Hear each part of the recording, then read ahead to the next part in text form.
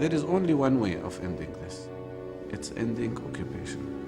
Because occupation has become the cancer that is eating the lives of both people.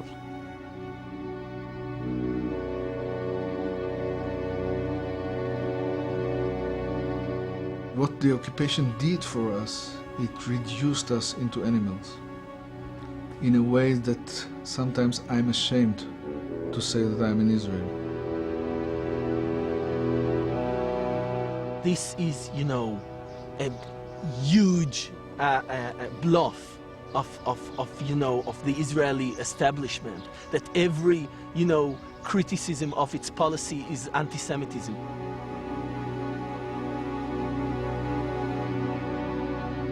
Sometimes I feel pity for the Israeli mothers, because they are thinking that the soldiers or their sons are victorious soldiers. But they should come and see what their soldiers are doing here.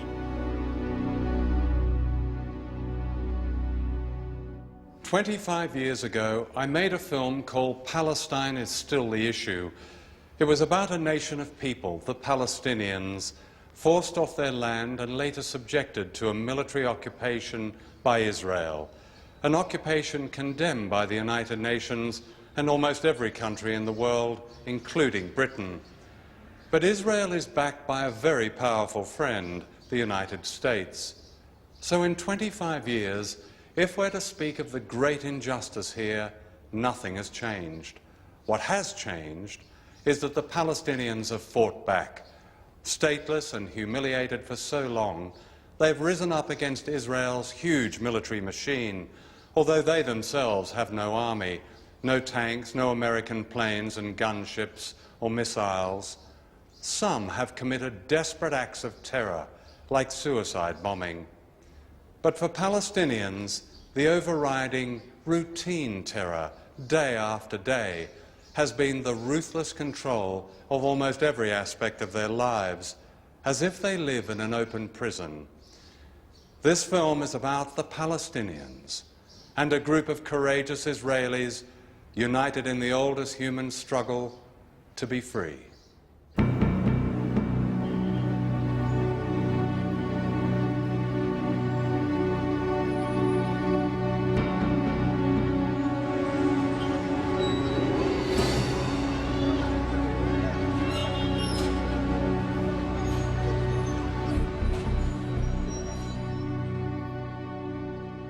Last April, troops and tanks of the Israeli army attacked Ramallah and other towns in occupied Palestine. This was reported as an incursion to stop terrorism. In fact, it was also an attack on civilian life, on schools, offices, clinics, theaters, radio stations. This systematic vandalism is typical of one of the longest military occupations in modern times. Even the Culture Ministry was destroyed. The director, Liana Badri, a distinguished novelist and filmmaker, showed me the devastation shortly after it had happened. This is the administration room. We had a lot of files here. Yeah. You can see that everything were broken. It was the best place in the ministry. I mean, what you did here was promote projects for Palestinian culture, basically. Filmmaking, projects for children. Exhibitions, book exhibitions, painters exhibitions, festivals, dance, folklore. We had a lot of projects. Now we don't have anything to begin. We don't have computers, equipment, furniture, and we have this feeling of humiliation. The smell is awful, isn't it? Look at this. Smell is awful, yes. This is a bag of shit, and there's shit smeared all over the photocopier. Two. So they just ate and Bags of shit defecated here. in the same Yes, place. and putting them on the photocopy. Putting the shit everywhere, even on the walls. And you can see that we have two toilets in every floor, but they didn't use the toilet. All the time they were making it on the floor or anywhere, as you can see.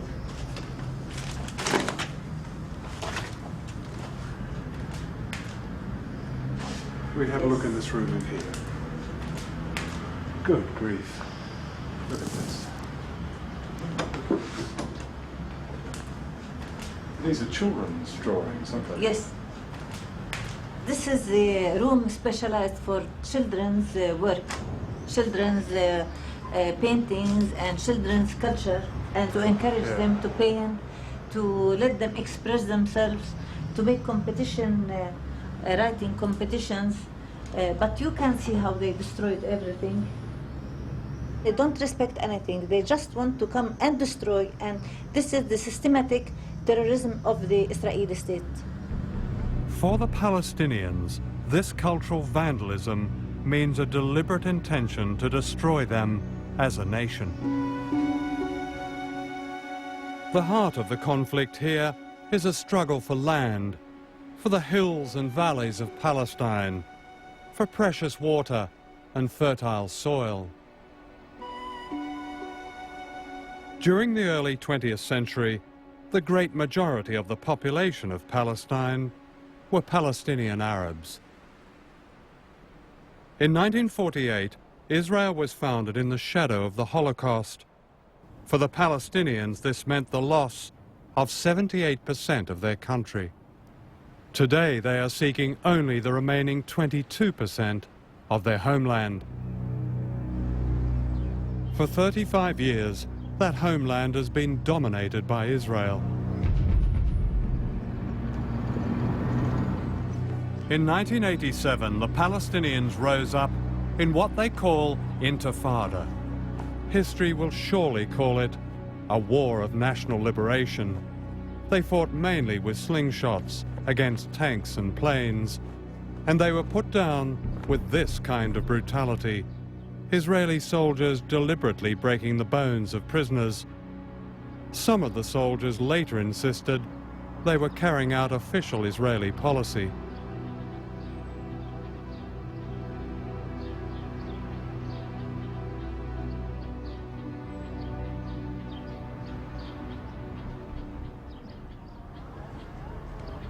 Two years ago, the Palestinians rose up a second time. This was hardly surprising. During curfews, people live under a form of house arrest. Without notice, they can be locked inside their homes. Their ordinary lives are a maze of controls, roadblocks, checkpoints. This is how I remembered apartheid South Africa. The hidden effect is the same: humiliation and anger and death.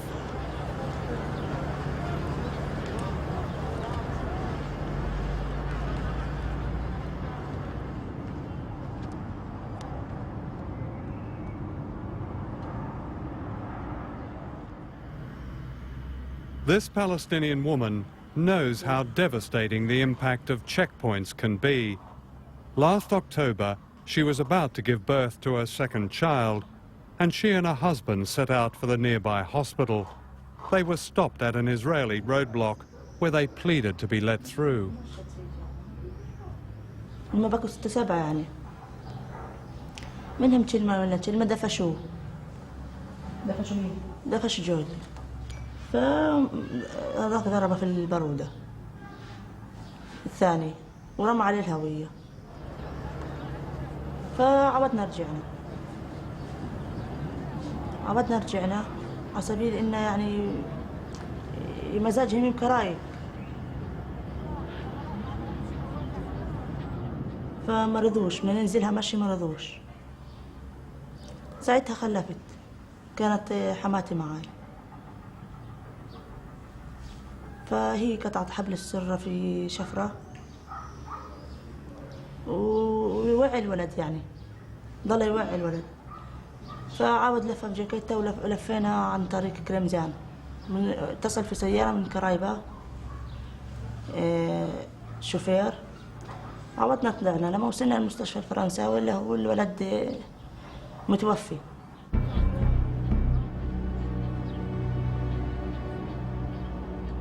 Stories like Fatima's seldom make headlines, and yet many similar cases have been documented. ليش بيسووا فينا هيك مش عارفين احنا يعني. ايش بالنسبة لي انا يعني شو بيني وبينهم. مع كل الشعب الفلسطيني. عندهم يعني تاخذين شو الكلمة، كان بيحووا ولا يحووا عربي.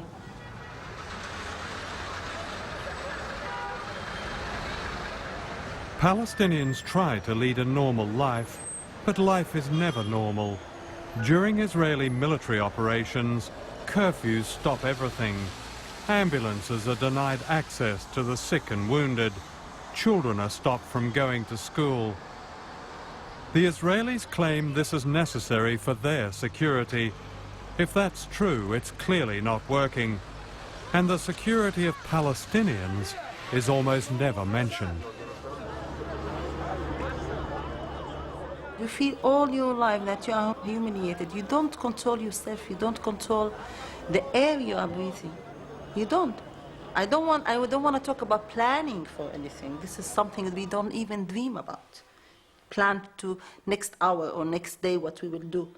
This is something we don't even dream about because our destiny is not in our hands.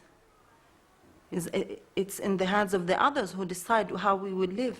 How we will get married. To come and live with my husband in this country, I had to take the permission of the Israelis. It's not enough that they took our land, and they are not allowing us to have our own state, but also they are controlling every detail in our life. Some Israelis have spoken out. More than 500 soldiers have refused to serve in the occupied territories. We are, they've said, like the Chinese student who stood in front of the tank in Tiananmen Square. We are the conscience of our country. Ishai Rosensvee is one of them. I really think the real story of the occupation is there in the checkpoints. I cannot forget this kind of picture, 5 in the morning, 4:45 in the morning, a line of hundreds of people waiting, to pass in the checkpoint, and you're standing there, and you see their eyes, the humiliation, the frustration, the hatred. Then you are the occupation. You have all the power. They have no power. You can at every second take their ID, and then they are, they have nothing, because without identification, you can, every soldier can arrest them. You are the man that stand there, keep them without rights, without freedom.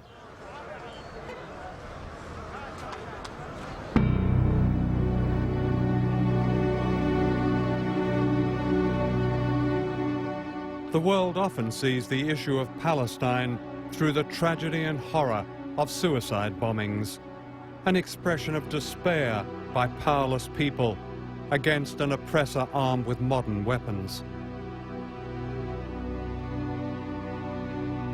The first female suicide bomber struck in January 2002.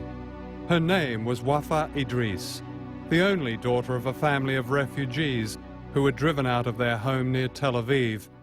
She was 28, an ambulance volunteer. وبعدين علاقة صداقة كانت موجودة يعني بينه وبينها. اللي حصل يعني إنه وفاء قامت في عملية يعني كانت مفاجأة إلنا. What makes an ambulance volunteer, a carer, become a suicide bomber? طبعا كانت هي تيجي على البيت تحكي لنا إنه اليوم في واحد استشهد، طبعا نزل مخه على الأرض، مصارينه كانوا طلعات، اجره كانت طالعة من محلها. طبعا هاي نوع أثر عليها. بعض الحالات حتى اللي بيكون يعني بعض الفتيات بتكون حوامل بدها تولد، طبعا تولد على الحاجز، يموت الطفل تبعها على الحاجز. صوبت 3 مرات في رصاص المطاط. يعني هذا أنا بتوقع إنه هذا يكون دافع قوي إنها تنتقم لأبناء شعبها. The suicide bombs are presented to the Israeli public as an insane act by an insane people with whom there is no chance for peace, instead of putting a wider analysis which would say there is a way out of the suicide bombs. While everybody condemns them, and rightly so, there is a way out of it. And the way out of it is to provide the circumstances in which these young people would find avenues of hope instead of avenues of despair. There is, I would say, an orchestrated campaign to silence that kind of analysis inside Israel.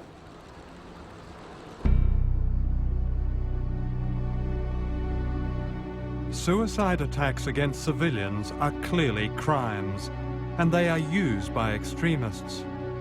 But the extremists rely on the brutality of the occupation and the despair of their young volunteers. Some extraordinary Israelis are brave enough to recognize this. Rami El-Hanan is one Israeli father who knows about suicide bombing. On September the 4th, 1997, his daughter Shmada was killed by one. She was 14 years old.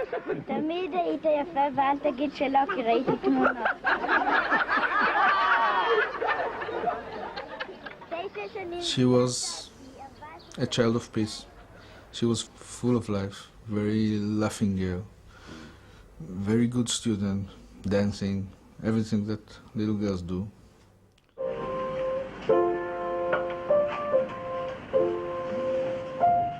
It was the first day of school and she was going down the Ben Yehuda Street, which is some kind of a mall, to buy some books for the new year with two girlfriends of hers. One of them, Sivan Zaga, died with her, and the other, Daniela Birman, was very, very severely wounded. Rami is a graphic designer and a former soldier. His father survived Auschwitz. His grandparents, 6 aunts and uncles perished in the Holocaust.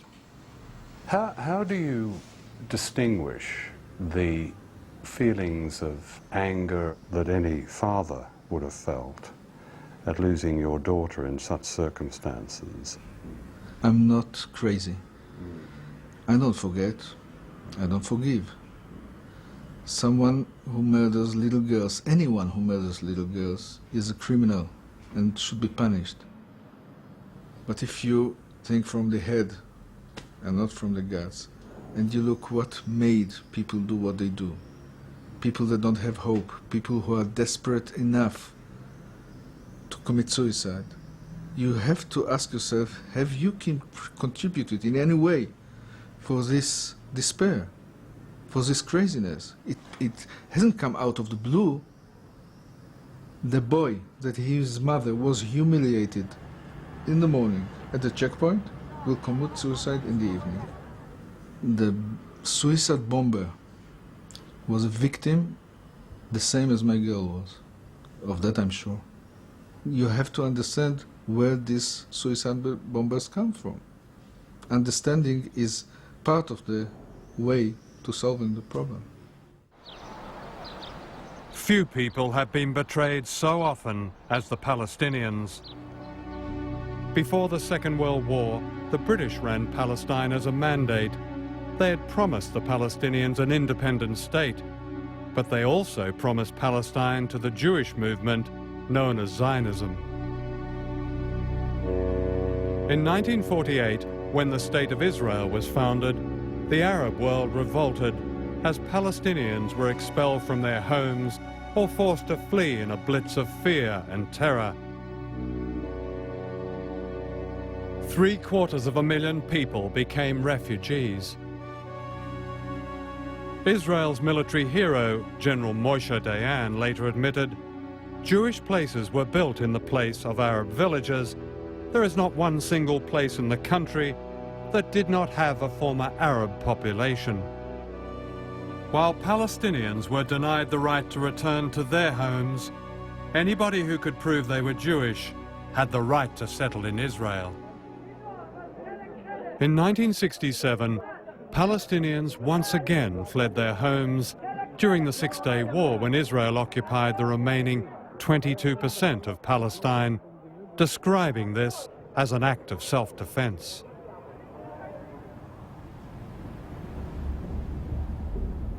To the Palestinians, it seems that Israel's colonizing never stops.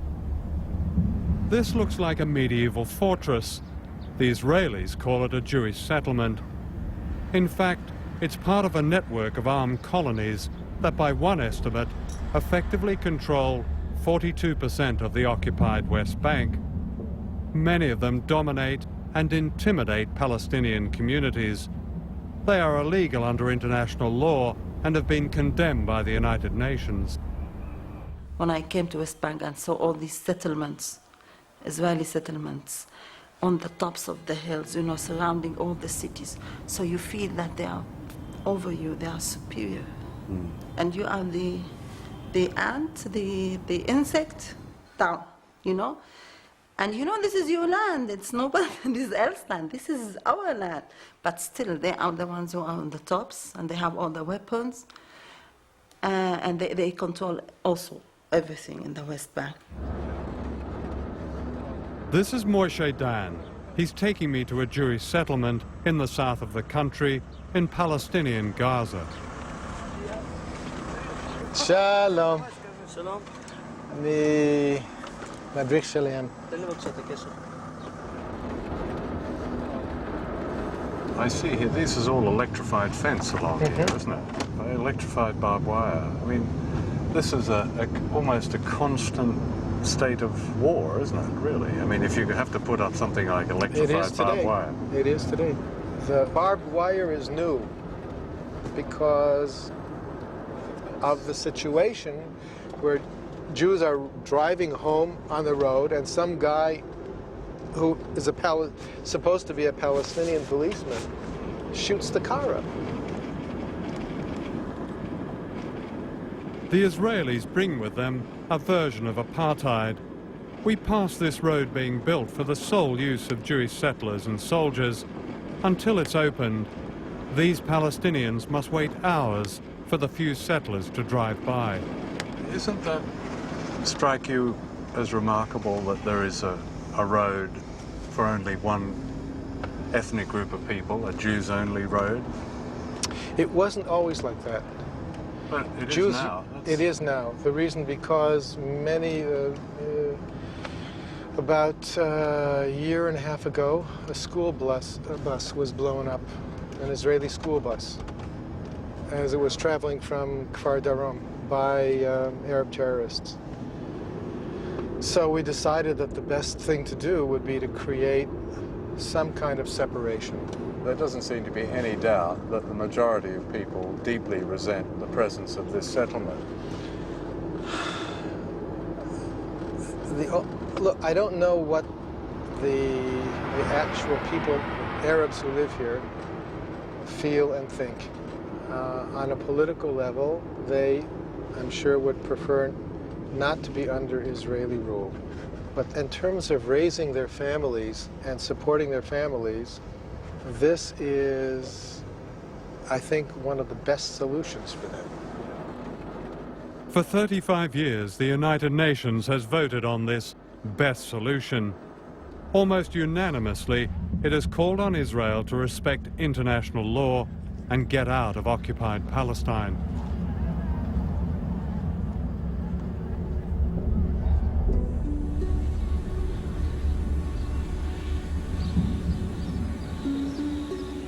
Inside the settlers' fortress is a surreal middle-class suburb, dropped into one of the most overcrowded and porous corners of the world.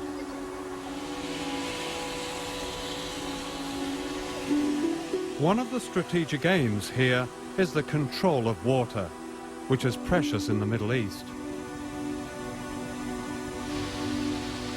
While Palestinians often don't have enough running water, sometimes none at all in the heat of summer, the settlers seldom run out.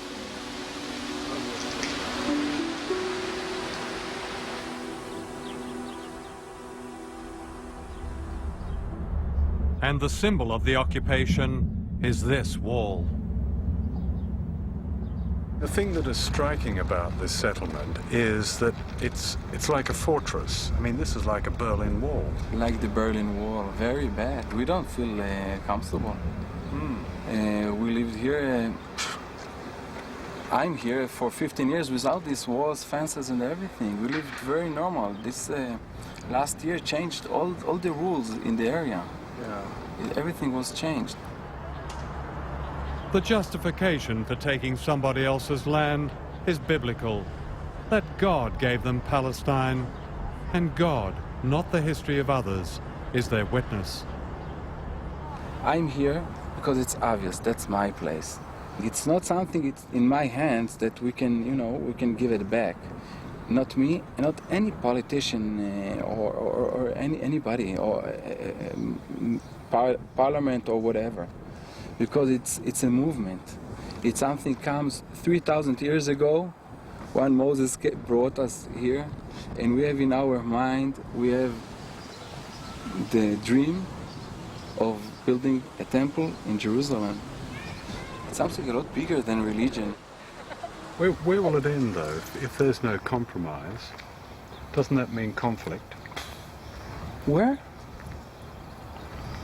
Life is full with conflicts. I don't know what to say. I know maybe I'm saying something too strong. It's 1-0 game. We will fight. The conflict is here.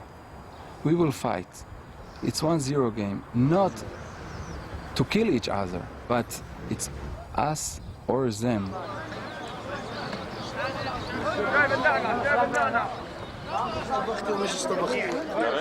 On the other side of the wall is the reality of Palestine. At yet another checkpoint, people are waiting and waiting. Let me just take you in a journey from Gaza to Khan Yunis. This normal journey usually takes 20 minutes to reach from Gaza town to Khan Yunis. But after this checkpoint, this journey sometimes takes people from 4 to 9 hours. People, as you see here, waiting to go from Gaza to Khan Yunis to guarantee the security of the passage of 2 or 3 settlers. Yeah. So it is the security. So 2 or 3 settlers will drive along here. In the meantime, all this traffic has to bank up. Exactly. How long will these people be here, do you think? Just at a guess. These people, they will stay till tomorrow morning because the road is closed now. It will not be reopened until tomorrow morning, 7 o'clock in the morning. Dr. El-Farah's family used to own land near this crossing. The Israelis confiscated it and demolished her home. And this is typical of what happens almost every day in occupied Palestine. They demolished my house and another 26 houses the same night. I call it terrorism. Here I call it terrorism. How long had your family lived there? Maybe back to 900 years. We were in the same place. I feel angry. I feel devastated. I feel abandoned by the world. Let me be frank with you. I feel that nobody is taking care of us.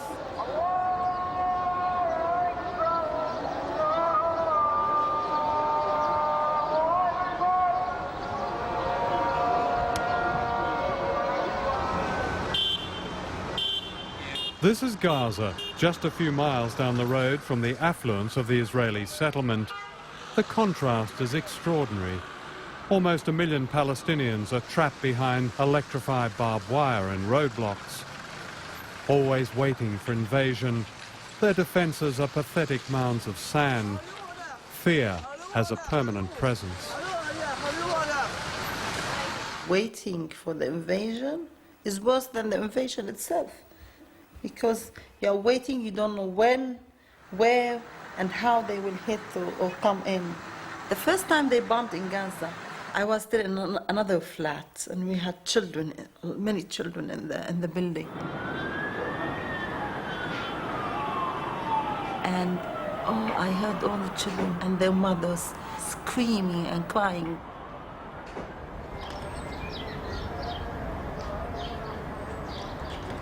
The half-built buildings of Gaza are a testament to the hopes raised, then dashed, by the talk of an independent Palestine. Without Israeli permission, most people can't leave and they can't return. They can't get to jobs. Their produce can't get to market. Most struggle to live on about £1 a day, a poverty compounded by an Israeli policy called closure. You see, for Israel to sustain this unsustainable occupation, It is transforming every city and every Palestinian town and village into a prison, basically. Surrounded by tanks, surrounded by walls, surrounded by fences. And it's not like they're building a border between us and Israel. It's building borders inside West Bank and Gaza, between our cities and towns for the sake of their settlements.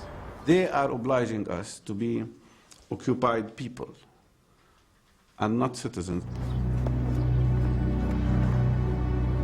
The United States, Mr. Prime Minister, has been proud of its association with the State of Israel.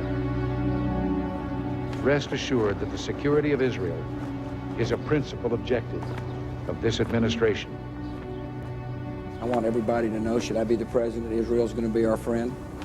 I'm going to stand by Israel.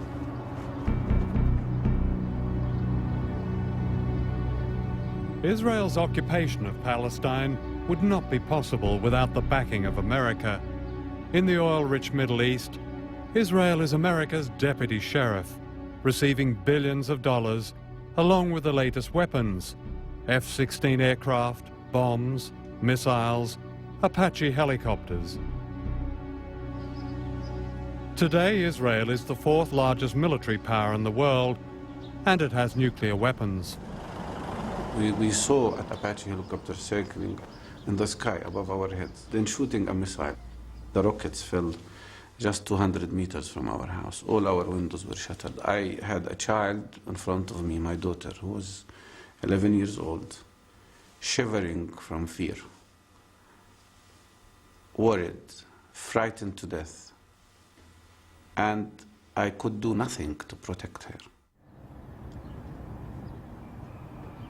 And you don't know whether in the second minute you or your daughter will be dead. That feeling of impotence is indescribable, and I will never forget it.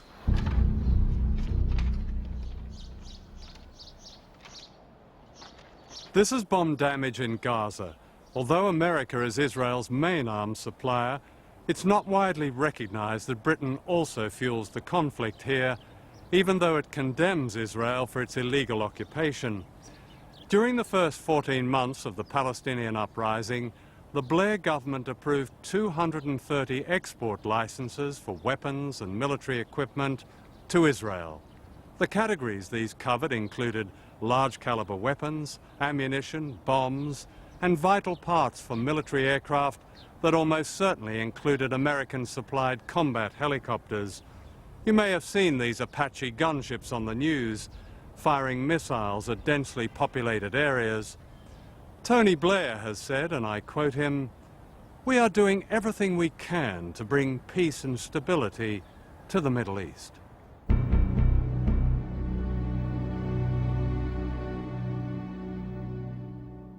As much as they humiliate us and kill us and destroy our land, destroy everything we do, our schools, our organizations, infrastructure, everything they like to destroy. But this gives us more power to continue and resist. In the news we get, only the Palestinians are described as terrorists.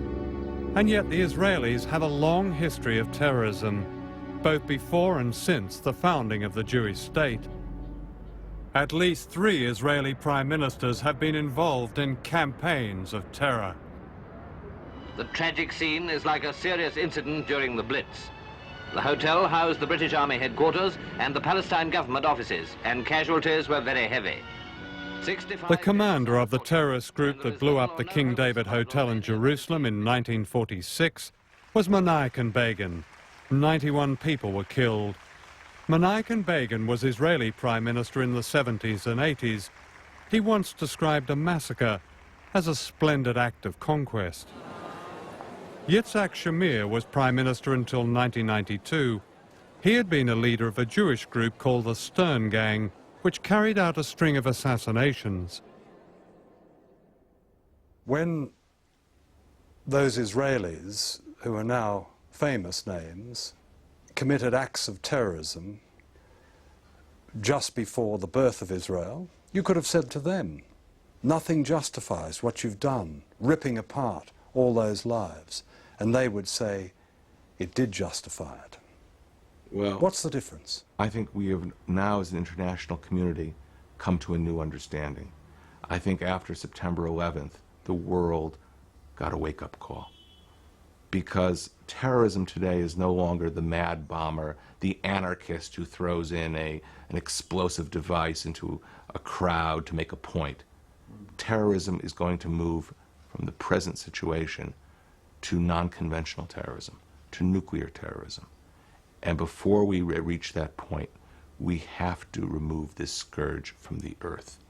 And therefore, whether you're talking about the struggle here between Israelis and Palestinians, the struggle in Northern Ireland, the struggle in Sri Lanka, or any of the places where terrorism has been used, we must make a global commitment of all free democracies to eliminate this threat from the world, period. Does that include state terrorism? No country has the right to deliberately target civilians, as no organization has a right to deliberately target civilians. That's what Israelis have been doing for years. The present Israeli Prime Minister, Ariel Sharon, has long been involved in terror. In 1983, he was found indirectly but personally responsible for a civilian massacre by Lebanese militia in 2 Palestinian refugee camps. At least 800 innocent people were murdered in cold blood, most of them Palestinians. What about Israeli terrorism now? The language of terrorism you have to be very careful with. Terrorism means deliberately targeting civilians in a kind of warfare. That's what the terrorism against Israeli schools, coffee shops, malls has been all about.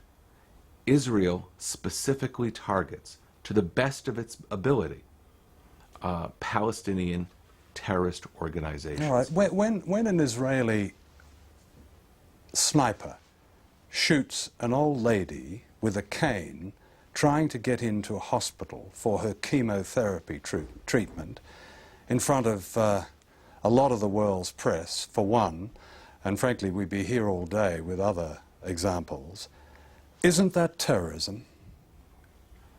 I don't know the case you're speaking about, but I can be convinced of one thing. An Israeli who takes aim, even an Israeli sniper, is taking aim at those engaged in terrorism. Unfortunately, in every kind of warfare, there are cases of civilians who are accidentally killed. Terrorism means putting the crosshairs of the sniper's rifle on a civilian deliberately. Well, that's what I just described. No, I can tell you that did not happen. It did happen, and I think that's where some people have problem with the argument that terrorism exists on one side. Your definition is absolutely correct about civilians, and those suicide bombers are terrorists.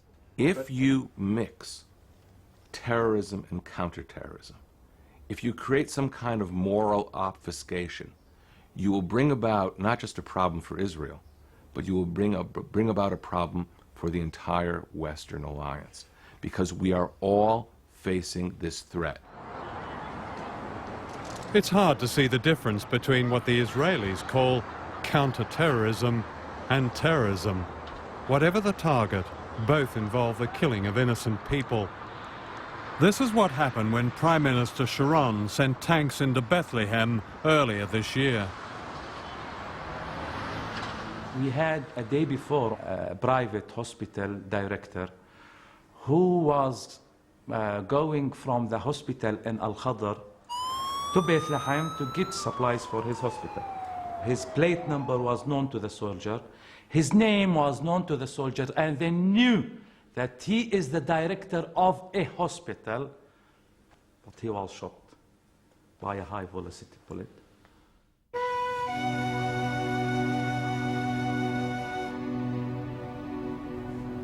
In 1988, the Palestine Liberation Organization, led by Yasser Arafat, recognized Israel's right to exist and Israeli sovereignty over 78% of Palestine. It was an historic compromise. And in the early 90s, a breakthrough for peace seemed possible. It was in this room in a Jerusalem hotel that the first direct talks between Israeli and Palestinian officials took place in 1991. These led to further meetings and an agreement in the Norwegian capital, Oslo, that set up an autonomous mini-state in the territories occupied by Israel since 1967. For Yasser Arafat and his people, it was seen as a beginning, but the reality was different. What the majority of Palestinians got was a classic colonial fix. Arafat and his elite got the trappings and privileges of power, while the mass of the people got what one Israeli journalist called the autonomy of a prisoner of war camp. In July 2000, the two sides met in America to reach a final agreement, but among the issues they discussed was a profound disagreement about just how much land was on offer. Israel's Prime Minister at the time, Ehud Barak, claimed he'd offered the Palestinians almost all the occupied territories back and said that Arafat had rejected this. In reality, the Israelis were expanding more and more illegal settlements on Palestinian land, even during the negotiations. Add to that the special access roads with their checkpoints, and the Palestinians say that all that was left was a group of colonies with their borders patrolled by military bases. It's very important to understand that from a Palestinian point of view, they were asked to sign, in the end of the day, a document which did not relate even to one of the central issues for which they had been struggling for more than 100 years. They are left eventually with an offer of 10% of what used to be Palestine. The Israelis who dictated this offer in the summer of 2000 are not even talking about a proper state. We're talking in that area of a stateless state, I would call it, a Bantustan, with no genuine sovereignty, with no independent foreign economic or political policies, with no proper capital, and at the mercy of the Israeli security services and the Israeli policy. Not only that, but there is now documented evidence that the Palestinians had made an extraordinary offer to the Israelis, conceding even more of their land. But this was not news at the time. If there is no justice for the Palestinians, there will be a reckoning in the young generation. Assalamu alaikum wa rahmatullahi wa barakatuh.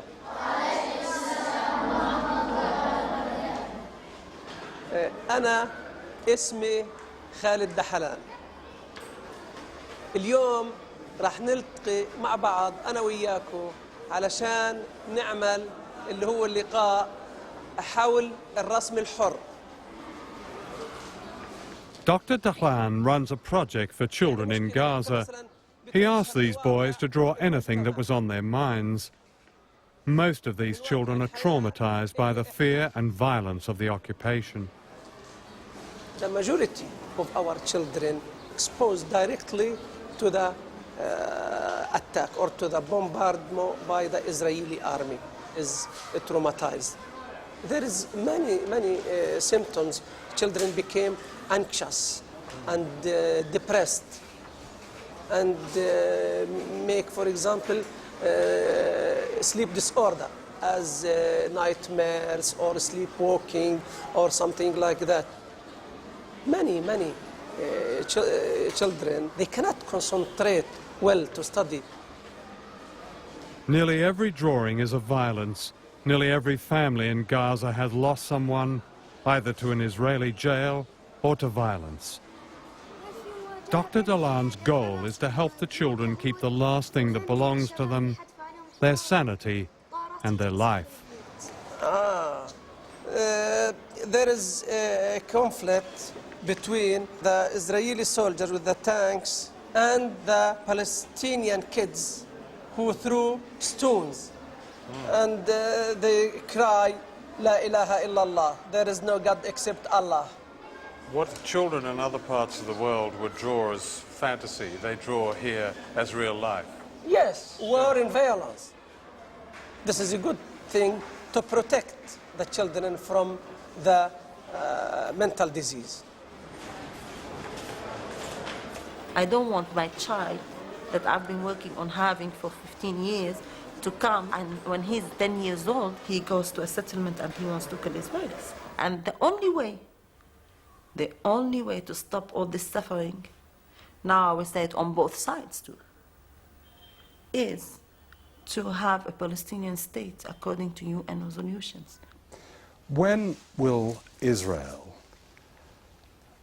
agree to negotiate with the Palestinians, not for what they call a few bantustans on the West Bank, but for a state that is as peaceful, as secure, above all, as independent as Israel itself? Do you want Israel to concede the terms of that negotiation up front on television? Or is it better to agree to the general principle and then sit with the Palestinians in a face-to-face negotiation once they stop violence against us? What about this, the general principle then of a state as independent as Israel? We do not need a string of adjectives to agree to. You agree to the principle. Well, that's a fair principle, isn't it? What's a state worth if it isn't independent? What we're speaking about is our willingness to negotiate with the Palestinians, their self-government, and we are willing to create a Palestinian self-governing entity, some call it a Palestinian state, which will address the real needs of the Palestinians. What right have you to create somebody else's homeland? Well, we are being asked to negotiate that. We are willing to be part of that. We're willing to make a contribution to that. We are not going to upfront go into details about its geographic configuration or its powers. That's part of the negotiation.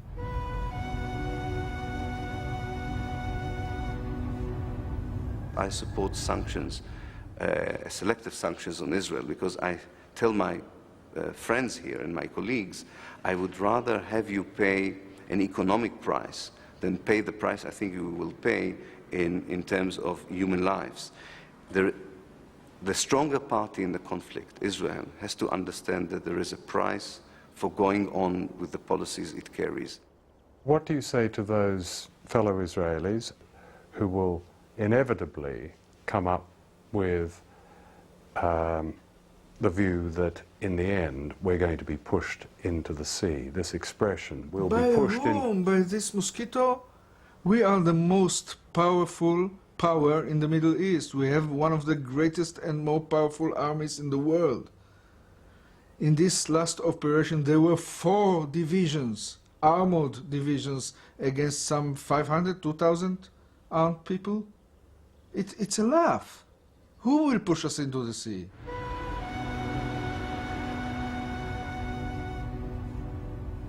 Until recently, Israel has enjoyed almost an immunity from criticism among Western politicians. This has been largely due to a fear of being labelled anti-Semitic, a fear manipulated by the Israeli government and its foreign lobbies. I think the Holocaust memory does not allow any moral criticism of anything that Israel does. Europeans in particular, and the outside world in general, are not allowed to voice criticism on Israel unless, again, what Israel is doing is akin to what the Germans had done to the Jews. And if you do criticize Israel, you are immediately charged with anti-Semitism. This is, a huge bluff of the Israeli establishment, that every, criticism of its policy is anti-Semitism. And criticizing your government, your country's policy is today, I think, the only patriotic thing one can do. The Israeli government denies it, but Palestinians fear that there are plans to take all of Palestine, trapping or expelling them indefinitely. We are not against the Jews. And that's why I have Jewish friends. We are against, politically, the governments of Israel and the army of Israel who denies our rights. And I hope to have peace here with the Israelis. But with dignity, this is very important for us. With dignity, it means with our full rights. The Palestinians will never be destroyed. They will never disappear. We are not the Red Indians. We will not be cancelled from history just like this, no.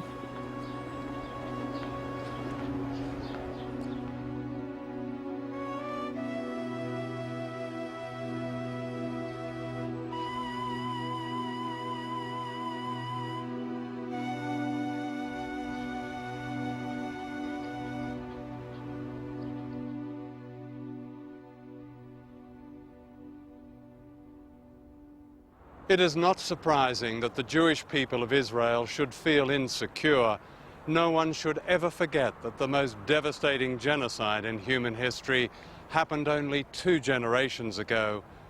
But a true sensitivity to that awful memory comes from the same basic humanity that recognizes the suffering of the Palestinian people and the courage of their endurance.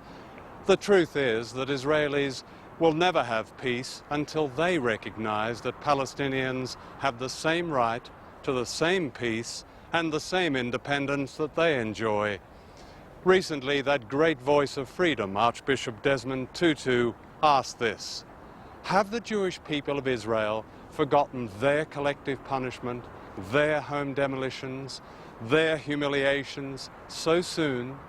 Israel's own dissenting voices have not forgotten, and those who speak out in this film honor the best traditions of Jewish humanity.